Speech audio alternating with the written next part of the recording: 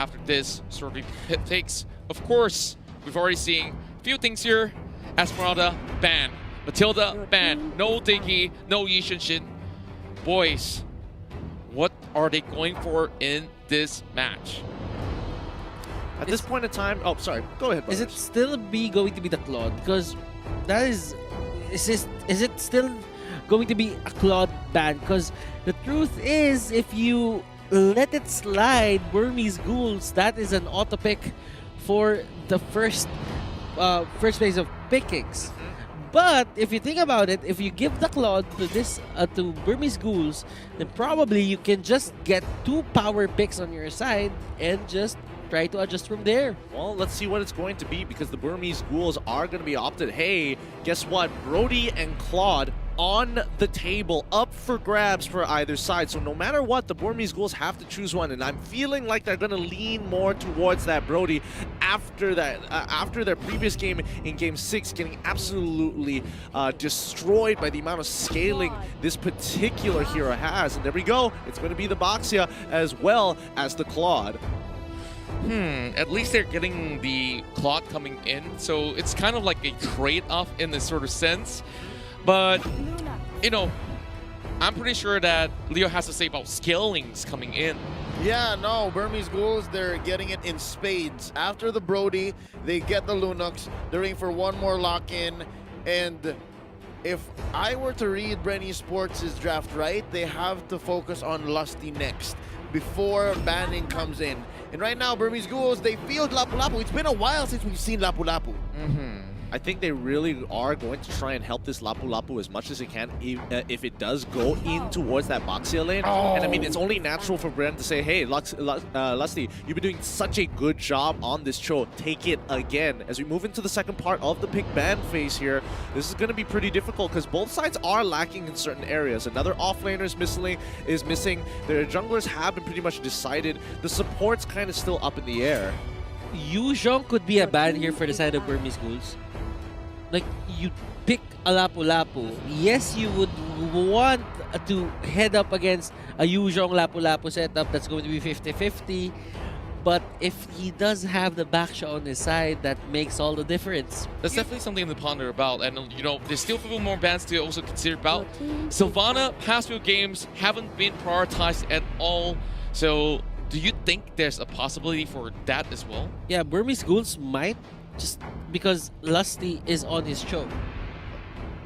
Yeah, I would think that they could go just for like a full-on pick composition for the side of BREN, but I feel like it's more likely that BREN is going to ban. They banned out the Jawhead, so obviously the Sylvana is going to become close second here, because again, that's how the tier list goes when it comes to these supports, especially on tournament meta. Both ultimates super, super effective. So now maybe is left hanging. Maybe is wondering, what am I going to play next?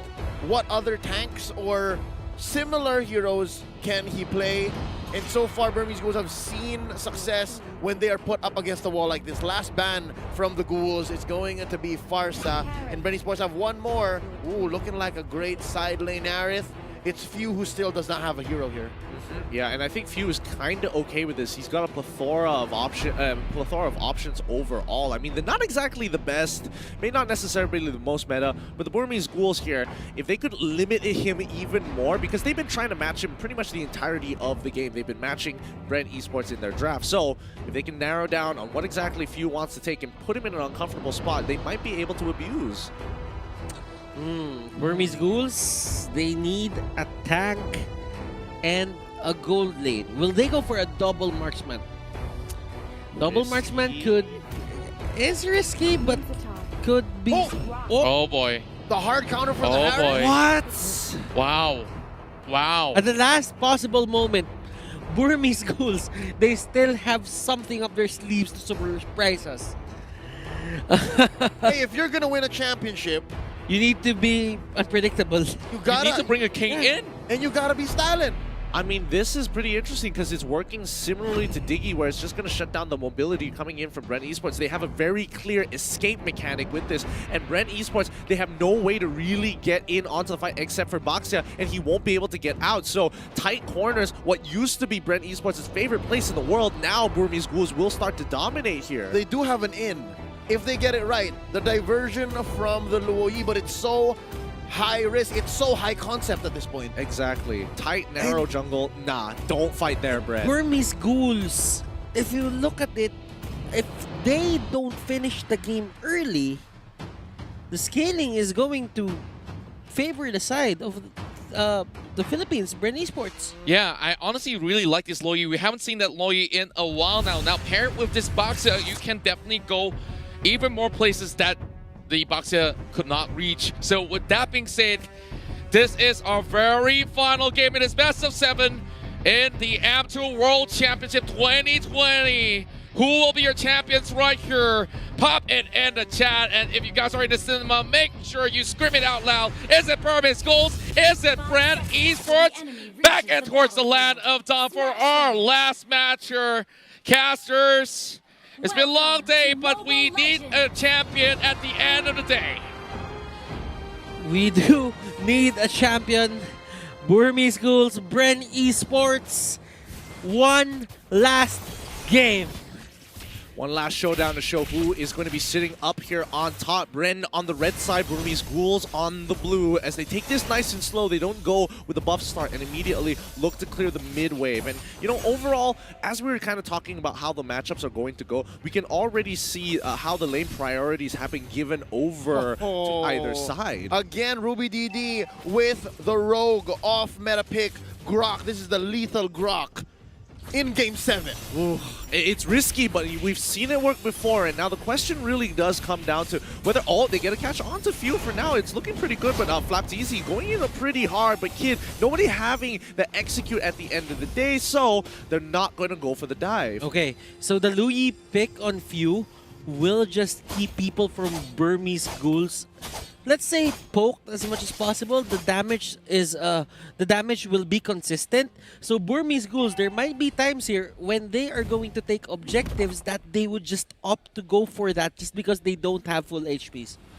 It's not even just about the full HP. Yeah. It really does come down to who is going to win this level 4, and it is leaning more towards the Burmese Ghouls, but under specific conditions here. Because BREN Esports, overall, you look at their composition, it's like, yeah, this makes sense. They go in, they take the fight, full team fight, plenty of AOE damage, lots of magic damage, got a pick, got a Lusty with that pick. It's almost perfect. But then you look at Burmese Ghouls, and you see the King's Calling, and you're like, ooh, that's kind of a problem, because if we count the number of mobility skills and spells coming out from BREN, that's at least 4 of them. Actually, that's at least 4 of them, yes. Yep. So again, great read here by the Burmese Ghouls, playing the reactionary lineup despite being on blue side. The genius mind of Coach Panda here in action now. Turtle started here by Ace, and he's going to put a few beads on it. Again, Brody doing well for BREN Esports in game number 6, here game number 7. How the tables have turned now, the fight has begun inside the river. Order Brilliance now popped here by Kid. He wants out, that's 1 ult counted down for each side as the Puissance is in. For Flapteezy, they disengage. Okay. I mean, Kid can't switch over the Chaos Darkness anyway, so still he is going to be relevant in this turtle fight. Games take longer, then that means it favors the side of BREN. Now, oh! Look at that magnet, the yin and the yang. Diversion is there. Hold up, here we come. BREN, fakes it. They're going to continue the fight, though, up north. Few, first blood. Oh. Here comes D. He starts it strong. That's going to be a disengage, and now BREN is disincentivized for going into this first turtle take. Hold up, they still want more. That's going to be Flapteezy blazing duet out of here, and yeah, it's a push and pull. Yeah, it really is. And Few, unfortunately, making the mistake. He tried to fake it out with the rest of his team, especially with that fast rotation coming in from BREN Esports, and the rest of the team wants to get in. Now, Flapteezy, he jumps right on top of Kid. He drops out the Toys Poissons, as well as the Rejuvenate in hopes that Lusty gets in time. He flickers on backwards, kicks back, Ace into the fight. The King's Calling is up, but the damage has been done. Loyi getting a double kill so early into this game. Oh, Few! He's so close to dying, doesn't get hit by the Nature's Bear, but he gets hit by the Wild Charge at the end of the day. Ruby DD, the next to fall. Huge win for BREN. And BREN Esports, they are finding the trades. Burmese Ghouls not backing down. And you could see a lot of things working to the side of BREN Esports there. The kick on Ace was perfect. That's just what they needed at that certain point in time. The exact target now. Quick item check before the 5-minute mark. That's already tough boots onto Lusty. Flapteezy picks up the Raptor Machete. D uses the ult to disengage. That's 2 chasing down onto him. And look down bottom. This is actually some pressure onto Ruby DD. I think BREN Sports have had it with this surprisingly lethal Grok. Yeah. This is the first time that we see him hugging the turret. I mean, they have to make sure that he doesn't get too far away here. Because, again, Grok with the power of nature, very annoying. Oh, he gets hit by a lot of bullies here as well as the chrono finisher as well. But now they're trying to jump on top of Rebo. Oh, they almost catch him as well, forcing him to use the Purify. And the rest of Burmese ghouls, they pull back. Big place. Ooh, Fatizi, what happened? 1 HP? I guess he was dueling with the two up top. And, Lapu he Lunox. calls it quits, yeah. Lapu Lunox is just hold way up. too good. Blazing duet by Carl DD. Yeah, down goes maybe. Kid can't answer back.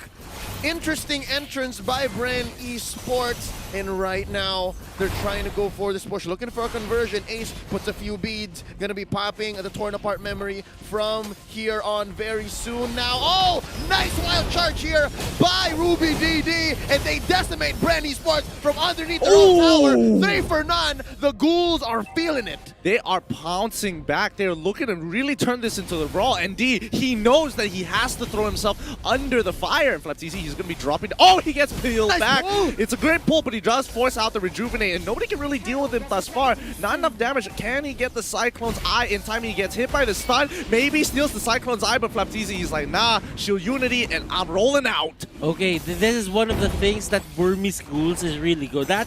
And Ruby DD, they've been going for a lot of these, what's the name of the ultimate of the Grok? Wild charge. Wild charge. This is for the longest time we haven't used Grok in the meta, and this is the first time that he was used. Wild charge with the flicker. They've been using that time and again, and it's almost always certain that he's gonna be very near onto those rocks and just knock up the enemy. Yeah, that's what's so nice about Ruby DD's build here. Nice knock up here. Oh, what an alley-oop! Salmon Force from underneath. In comes maybe though King's Calling, keeping people down. No way. That's gonna be Lusty. Oh my God, the tag team is in effect. Now, that's going to be Few from the backline losing the Kid. It's a duel. Mage on Mage action. And that's going to be the wipeout on 2 Few. That's going to be the Order Brilliance away for Kid. D takedown here by Flaptizi. That's a small consolation prize, 1 for 3. Big wins all across the board for the Burmese ghouls. They're very happy with this trade at the end of the day. They should be holding on for BREN Esports Burmese ghouls. This is going as the way they planned it. They get pickups, they get kills, they control the mid-game, they make the most out of Ace, mid-game spike. That's it. Oh no! Kid gets caught in by Flapteasy, and here comes Ruby DD looking for a target. That's gonna be a miss, a rotation in by Few, and this is BREN Esports pressuring the lane. So far, so good for the Burmese ghouls. They're winning these fights, but just the same, BREN Esports are finding pickoffs where they can and pressuring the map. Look at this, a push by Rebo. Yeah, they're literally, I mean, both sides are literally looking for those flanks, getting behind the tier 1 turrets and going for these heavy dives, but maybe that King's Calling is super effective against Rebo. Rebo has to be extra careful in that King's Calling. Purify ain't gonna save him. Look at the Enchanted Talisman even being used here for Rebo, and that is quite unusual because a lot of the Harriet side laners are going for the Calamity Reaper and the Feather of Heaven. Yeah, Flapteasy here senses something. Oh, nice pull by Maybe. That's going to be the Tortoise Poisons. And as well, I believe the Revitalize dropping here. But already 2 big ticket resources gone for BREN Esports. Well timed for the 30-second turtle coming up for Burmese ghouls, the very last one. They'll have their ultimates at the end of the day, and I think I did see Rebo actually purchasing the Calamity Reaper first, so don't worry about that. The Talisman, Enchanted Talisman came in a little bit later. Lusty, he's going to be looking for an opportunity to kind of, secure their position around the turtle, so they have first dibs for now, but Ruby DD says hello to Few, and Few now under a lot of scrutiny here. The King's Calling down right in the middle of the lane here. Nobody from the side of BREN Esports wants to walk forward, so it's going to be a free pick with no returns. Maximum efficiency, that is the best use of King's Calling. You see how it fits the circle down the middle right so perfectly, and that's exactly what Maybe is doing here. But hold up, what's this? A nice trade for the turtle. BREN Esports lets it go. It's not coming in time. But then again, you have to think about what they did there. Here we go. Wild charge by Ruby DD. What a bait. That's got DD taking him down. And the life bars are dropping. Flapteasy shut down by Ace. And the fight continues. Where do they go? Salmon Force already expended here by Rebo. And that's both teams backing off Lusty, looking for more. And Hold up.